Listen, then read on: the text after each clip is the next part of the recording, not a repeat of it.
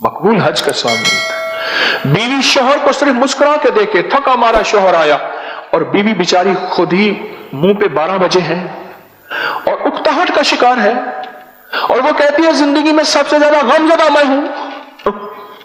फिर शोहर भी कहते हैं ठीक है तू भी संजीदा हो जा, मैं भी संजीदा हो जा, कहीं ऐसा ना हो थोड़ा सा बोले और झगड़ा ना हो जाए। अगर वो मुस्कुरा के देखे, हाय हाय हाय हाय, फरमाया जन्नत की एक हूर है उस बीवी को जो अपने गमों को भूल के सिर्फ मुस्कुराए और मुस्कुरा के देखे कि ये शोहर बाहर का मारा, गमों का मारा, दुखों का मारा, पता नहीं नजरों को बचाता हटाता, जैसे भी मेरे पास आया मुस्कुरा के सिर्फ देखे, मुस्कुरा के बोले। और कितने बदकिस्मत शोहर हैं जो मुस्कुराहट को आज तक तरस गए हैं, मुस्कुराहट के देखे। पर मैं जन्नत की एक हूर है, फौरन अल्लाह से कहती है या अल्लाह ये औरत मुझे दे दे और मैं इसकी गुलाम बन जाऊं। हाय हाय, जन्नत की एक हूर है जो कहती है या अल्लाह ये औरत मुझे दे दे, ये बंदी मुझे दे दे, ये बंदी मुझे दे दे, मैं इसकी गुलाम बन जाऊं। और अल्लाह भी कहता है मैंने वादा किया ये बंदी मैंने तुझे दे दी।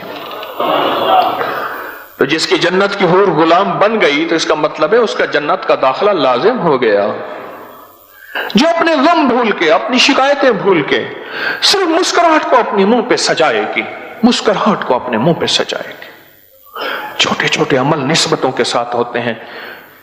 हां, मेरे मुखलिस थे मलिक साहब, चद्दड़ते कौम के मलिक कहलवाते थे। कहते हैं कि हमने दरिया आया, बखर में रहते थे, दरिया ने रुख बदला, हमने दरियाओं ने लोगों ने अपनी कब्रों को निकालना शुरू किया, दरिया काट रहा था, जालों में पत्थर डाल डाल के ट्रकों के ट्रक फेंके, पानी को कौन रोके। कहा कि मैंने वो कब्रें जो हामला खवातीन इस दुनिया से रुखसत हुई थी, डिलीवरी के दौरान, ज़चकी के दौरान मर गई थी, मेरे कमली वाले ने फरमा दिया वो जन्नती हैं और उनको मिट्टी कब्र की नहीं खाएगी। कहा कि मैंने बेशुमार कब्रें मुंतकिल की, जो औरत दौरान हमल मर गई थी मैंने उसकी कब्र में मैयत के बुलिया असी मरना ना ही गोर पिया कोई होर। ये वादे हैं, अल्लाह ने घर बैठे औरत को ये वादे दिए हैं, निस्बतें हैं। फौरन एक जन्नत की हूर लपकती है, लपकती है। घर बैठे बच्चे ऐसा तंग करते, दिमाग खराब कर देते हैं बच्चे ही सबसे पहले, फिर घरदार खवातीन की अपनी तन्हाइयां होती हैं। जो बाहर फिरने वाली है वो तो अपना गम गलत कर बैठती है, उनकी अपनी तन्हाइयां होती हैं। सारी शिकायतें भूल के मुस्कुराहट दे, मुस्कुराहट दे कि गमों का मारा। हाय हाय, हज़रत उमर रज़ियल्लाहु ताला फरमाते हैं कि मेरी बीवी जब मुझे देखती है मुझे पाक कर देती है, मुझे पाक कर देती है। क्यों? कि मैं बीवी के जरिए ही तकवा पा सकता हूं। बड़ी गहरी बात है, बड़ी गहरी बात है। बीवी के जरिए ही तकवा पा सकता हूं, बीवी के बगैर तकवा नहीं पा सकता। एक शख्स ने आके शिकायत की अमीरुल मोमिनीन की खिदमत में, अमीरुल मोमिनीन मेरी बीवी मुझे मुस्कुरा के नहीं देखती, कभी मुस्कुराहट नहीं दी। फरमाया अगर मुझे हुक्म होता मैं दूर से उसकी खबर लेता कि वो अपने शोहर को गुनाहों की तरफ, और फरमाया क़यामत के दिन ये पकड़ी हुई होगी और पूछा जाएगा कि बता इस पे जुर्म तेरा था इसका नहीं था। बड़ी बारीक बातें हैं, बड़ी बारीक बातें हैं। बाज़ औक़ात तकवा, तिलावत, तस्बीह और कुरान और जिक्र को माइयां चिपक जाती हैं और जिंदगी के इस लम्हे को छोड़ देती हैं और नहीं समझती कि जिंदगी का यही लम्हा है कि ये सारी नफली इबादतें हैं। और बहुत फर्ज इबादत एक और है कि अपने शोहर को पाक और मुत्तकी रखना और अपने घर को, अपनी जिंदगी को पुरसुकून रखना भूल जाती हैं। मैं कई दूसरे तीसरे मेरे पास ये झगड़ा आता है, खतों के जरिए भी आता है और बिल मुशाफे तो दूसरे तीसरे रोज आता है। मेरे पास एक बंदा आके लड़ पड़ा, गुस्से में आया, मैंने खुद हाथ मिलाया, उसने ऐसे हाथ दिया ऐसी टेढ़ा करके, मैं क्या बंदा बदले आया है। बैठ गया, बीवी बात कर रही है, हजरत ये बताया। मैंने जी आप कुछ कहना चाहेंगे? बस इनकी बात सुने, आप इनकी बात सुने, ये मुझे लाई है। मैंने कहा भाई उसको जबरदस्ती आप क्यों लाई हैं? इनके अपने शोहर को जबरदस्ती क्यों लाई हैं? کہنے لگے بس حضرت یہ بھی آپ سے نا فیض پائے، یہ آپ کے خلاف ہے۔ اچھا، میں نے کہا آپ کی شکایت؟ اس نے کہا جی میں نے آپ کو بیوی جو دی تھی یہ ملنگڑی بنانے کے لیے دی تھی۔ یہی لفظ کہا اس نے۔ کیا مطلب؟ کہ لگے دن رات تسبیحاں، دن رات وظیفے، دن رات مصلی، گھر کے کام، اس نے تو مجھے دیکھ کے مسکرانا ہی چھوڑ دیا بس۔ میں، میری تنہائی، میرا موبائل اور میرا چارجر، بس۔ میں، میری تنہائی، میرا موبائل، چارجر بہت ضروری ہے، میرا چارجر، بس۔ اور کہنے لگے عورت چوتھی جگہ، چودھری حشمت علی صاحب تھے ہمارے بزرگ، اور آئی تھے بڑے پرانے، خواب بڑی عجیب باتیں کہتے تھے۔ ایک تو مجھے بارے میں کہنے لگے تجھے اللہ نے 10 سال پہلے جو بعد میں شہرت ملنی تھی تجھے 10 سال بعد پہلے دے دی ہے، تجھے اللہ نے خصوصی عنایت، عجیب باتیں کہتے تھے۔ ایک دفعہ فرمانے لگے عورت چوتھی جگہ جا کے اپنے شوہر کو مانتی ہے، پہلے کہتی تو کون ہے؟ میرا ابا اماں جی وے، سدا جی میں، ابا اماں بوڑھے ہو گئے، مر کھپ گئے، یا خود محتاج ہو گئے، پھر کہنے لگے تو کون ہے؟ میرے بہن بھائی جی ہیں، بہن بھائی اپنی میں پڑ گئے، پھر ادھر یونین جوان ہو گئی اولاد، کہاں عورت کی یونین ہوتی ہے، اولاد اس کی یونین ہوتی ہے، کہا تو کون ہے؟ میرے ببر شیر گبرو جی میں، انشاءاللہ سدا جی میرے ببر شیر ہیں۔ پھر ببر شیر کی اپنی ببر شیرنی آ جاتی ہیں، وہ اپنے ببر شیرنی میں چلے گئے، کہنے لگے پھر آخر میں کہتی ہے میں اور میرا بڈھا ہم دونوں ہی تو ہیں، میں اور میرا دیکھو یہ بڈھا ہم دونوں ہی تو ہیں۔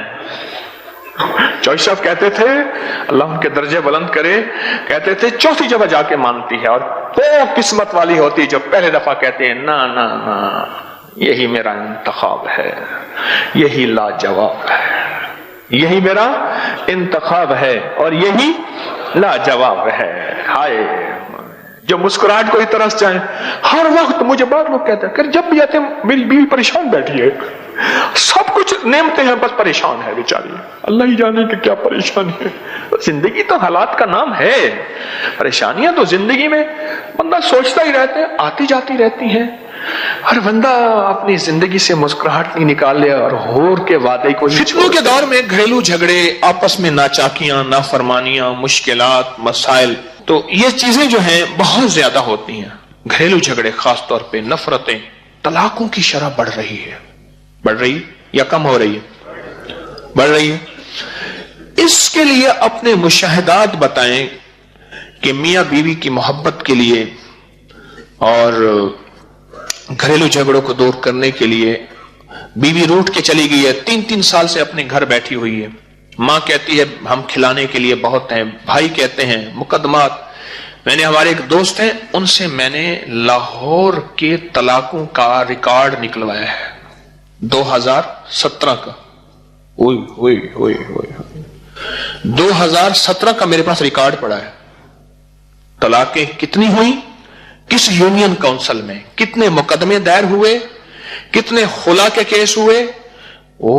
جب میں نے ریکارڈ اٹھایا نا میرا ہاتھ کانپنے لگ گیا۔ میں نے پڑھا الحمدللہ الذی عافانی مما ابتلاک بہ وفضلنی علی کثیر ممن خلق تفضیلا، مولا معاف کر دے۔ اس کے لیے اب ہمارا اگلا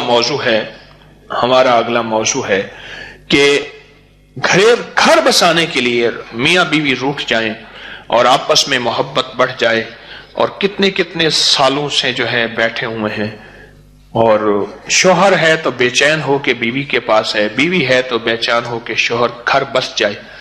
اس کے لیے آپ نے کوئی تجربات چھوٹے ٹوٹکے بتائیں، ایسے ٹھا کر کے لگے۔ ابھی چند دنوں کا واقعہ ہے، صرف 8 دن ہو گئے، لڑکی اٹھ کر گھر آئی بیٹھی تھی، انہوں نے کہا کہ اس کو لے کے نہیں جا رہا، 1.5 سال ہو گیا تھا بیٹھی ہوئی ہے۔ تو میں نے کہا تو باعث لوگ ملاقات ہوئی، میں جاتا ہوں مریض دیکھنے کے لیے، بات ہوئی تو میں نے بتایا آخری توبہ کی دعا آیا لقد جاء رسول اللہ، انہوں نے کہا کہ اس کو مسلسل پڑھنا، اور اس لڑکی نے پاگل ہو کر پڑھا اس کو، اور الحمدللہ 3 دن پہلے اس کا شوہر آ کر خود اس سے معافی مانگ کر اس کو اپنے ساتھ گھر لے گئے۔ پرسوں اس سے فون سے بات ہوئی، ان کے ڈاکٹر صاحب اب میں کیا اس کو پڑھتی رہوں؟ میں نے کہا آپ اس کو مسلسل اپنے، کہتے ہیں 1.5 سال سے آپس میں جھگڑا تھا, بیوی بیٹھی ہوئی تھی, شوہر لجاتا نہیں تھا, تو میں نے انہیں سورۃ توبہ کی آخری 2 آیات لقد جاءکم رسول یہ کہا کہ پاگل ہو کے پڑھیں. اس خاتون نے دن رات اس کو پاگل ہو کے پڑھا اور شوہر آ کے لے گیا اور بہت محبت احترام سے, اور ان کا گھر بس گیا. آپ کو حکم اس کو بتایا کہ اس کو پڑھنا اس طرح سے ہے کہ وہ یہ نہ سمجھے کہ یہ ہم پر کوئی جادو کر رہی ہے. وہ کہتے ہیں پڑھنا اس طرح ہے کہ جس میں زبان نہ ہلے, وہ یہ نہ سمجھے کہ ہم پہ جادو کر رہی ہے. گھر جانے کے بعد جی